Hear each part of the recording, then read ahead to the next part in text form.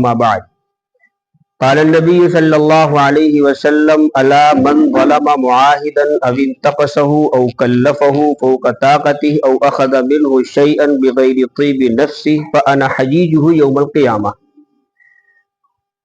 عزیز طلباء اور طالبات اور معزز سامعین و سامعات، آج یوم اقلیتی حقوق یعنی الپ سنکھیک دیوس ہے۔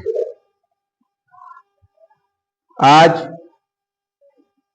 ملک کی اقلیتوں کو یہ احساس دلایا جاتا ہے کہ ملک میں تم آزاد ہو، مذہبی اعتبار سے، اقتصادی اعتبار سے، ہر اعتبار سے۔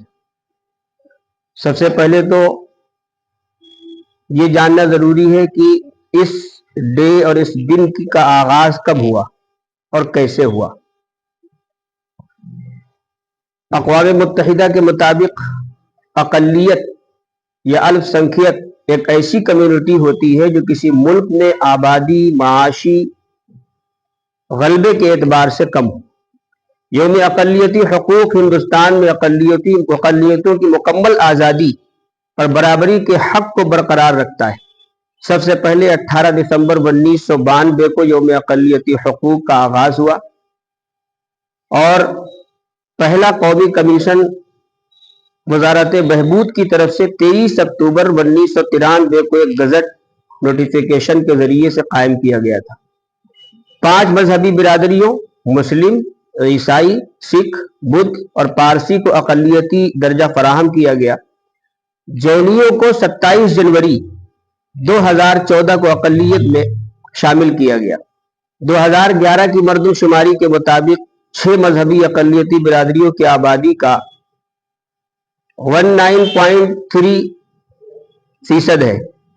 اقلیتوں کے قومی کمیشن کی تاریخ 1978 میں ہندوستان نے اقوام متحدہ سے بھی بہت پہلے اقلیتوں کے لیے ایک قومی کمیشن NCM کے قیام کا تصور پیش کیا جو 1992 میں شروع ہوا۔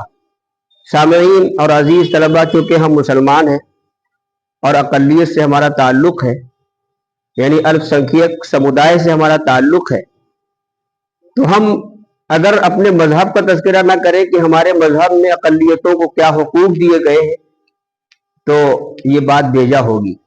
اس لیے میں یہ بتا دینا چاہتا ہوں کہ ہمارے مذہب میں، ہمارے دھرم میں، ہمارے اسلام میں اور اسلامی معاشرے میں اقلیتوں کے حقوق کو کتنی اہمیت دی گئی، اس کا اندازہ صرف اس سے لگایا جا سکتا ہے کہ آقائے نامدار حضرت محمد مصطفیٰ صلی اللہ علیہ وسلم کے اس فرمان سے آپ لگا سکتے ہیں جو میں نے شروع میں روایت پڑھی تھی کہ الا من ظلم معاہدا او انتقصه او کلفه فوق طاقته او اخذ منه شيئا بغیر طیب نفس فانا حجیجه یوم القیامہ۔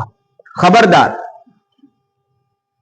جس کسی نے کسی معاہد یعنی اقلیتی فرد پر ظلم کیا یا اس کا حق غصب کیا یا اس کو اس کی طاقت سے زیادہ تکلیف دی یعنی مکلف بنایا، بوجھ ڈالا، یا اس کی رضا کے بغیر اس سے کوئی چیز لے لی، تو قیامت کے دن میں اس کی طرف سے یعنی اس میجارٹی فرد کے خلاف جھگڑوں گا اور اللہ کی عدالت میں مقدمہ دائر کروں گا۔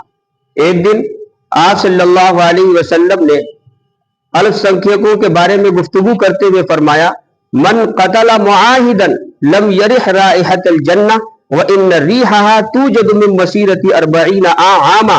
جس کسی نے کسی اقلیتی فرد کو یعنی مائنارٹی کے کسی فرد کو قتل کیا تو وہ جنت کی خوشبو بھی نہیں پائے گا، حالانکہ جنت کی خوشبو 40 برس کی مسافت تک پھیلی ہوئی ہے۔ قانون کی نظر میں اقلیتوں کا مقام، اقلیتوں کے جو حقوق ہے ان کا جو درجہ ہے وہ مساوی ہے، برابر ہے۔ نبی اکرم صلی اللہ علیہ وسلم کے زمانے میں ایک دفعہ ایک مسلمان جو میجارٹی سے تعلق رکھتا تھا، ایک مائنارٹی کے ایک فرد کو قتل کر دیا۔ حضور اکرم صلی اللہ علیہ وسلم نے بدلے میں قصاص کے طور پر اس بہت سنکھیک کے فرد کو قتل کیے جانے کا حکم صادر فرما دیا اور فرمایا انا احق من اوفا بذمتی، یعنی الف سنکھیکوں یا مائنارٹیز کے حقوق کا تحفظ میرا سب سے اہم فریضہ ہے۔ دیوانی قانون میں بھی میجارٹی مائنورٹیز کے درمیان مکمل برابری ہے۔ حضرت علی رضی اللہ عنہ نے فرمایا اموالہم کاموالنا، مائنورٹی کے مال کی ویسی حفاظت ہونی چاہیے جیسی میجارٹیز کے مال کی ہوتی ہے۔ اسی طرح مذہبی آزادی کے تعلق سے اسلام نے کہا ہے لا اکراہ فی الدین قد تبین الرشد، دین میں کوئی زبردستی نہیں، بے شک ہدایت گمراہی سے واضح طور پر ممتاز ہو چکی ہے۔ اب میں آخر میں کچھ باتیں عرض کر کے اپنی بات ختم کرتا ہوں کہ موجودہ دور میں اقلیتوں کے کیا حالات ہیں، یعنی اس ملک میں اس وقت ہم الپ سنکھیکوں کے ساتھ کیا معاملہ برتا جا رہا ہے۔ اقلیتی فرقے سے تعلق رکھنے والوں یعنی الپ سنکھیکوں کا ماننا ہے کہ ملک میں اب ایسے کئی معاملات سامنے آئے ہیں جن میں اقلیتوں کے مذہبی کے آزادی، سماجی، تعلیمی اور معاشی ترقی کو متاثر کرنے اور اقلیتی برادری کو تشدد و زیادتی کا نشانہ بنایا جا رہا ہے۔ ہر برس اقلیتوں کے حقوق کا دن تو منایا جاتا ہے، لیکن اقلیتوں کے حقوق کی بازیابی کے لیے حکومتوں کا امتیازی رویہ سامنے آتا ہے۔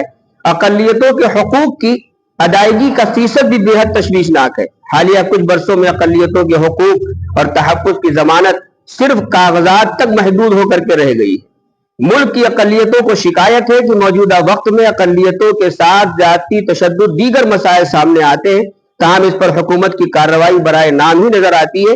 اقلیتی طبقہ وہی مانگ کرتا ہے جسے دستور ہند نے آرٹیکل 25، 29 اور 30 میں دیا ہے، جن کے حقوق کی ضمانت دی گئی ہے۔ اقلیتوں کی شکایت ہے کہ مائنورٹیز کو ملنے والی اسکالرشپ تعصب کی نظر ہو گئی، ان کے لیے خاص بجٹ میں بھی بھاری کٹوتی کی گئی۔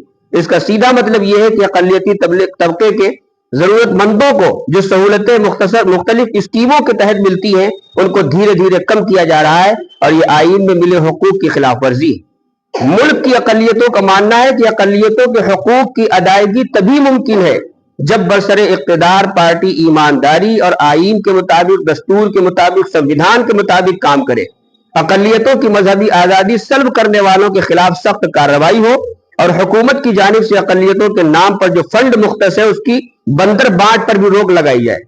آخر میں چند اشعار پر میں اپنی بات ختم کرتا ہوں۔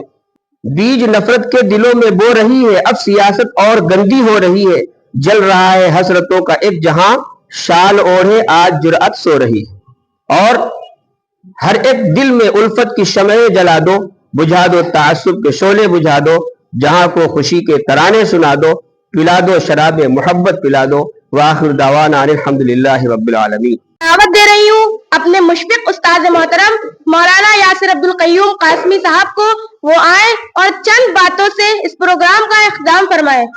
ومن سیئات اعمالنا من يهده الله فلا مضل له ومن يضلله فلا هادي له ونشهد ان لا اله الا الله وحده لا شريك له ونشهد ان سيدنا وسندنا ومولانا محمدا عبده ورسوله صلی اللہ علیہ وعلى آلہ واصحابہ وبارک وسلم تسلیما کثیرا کثیرا۔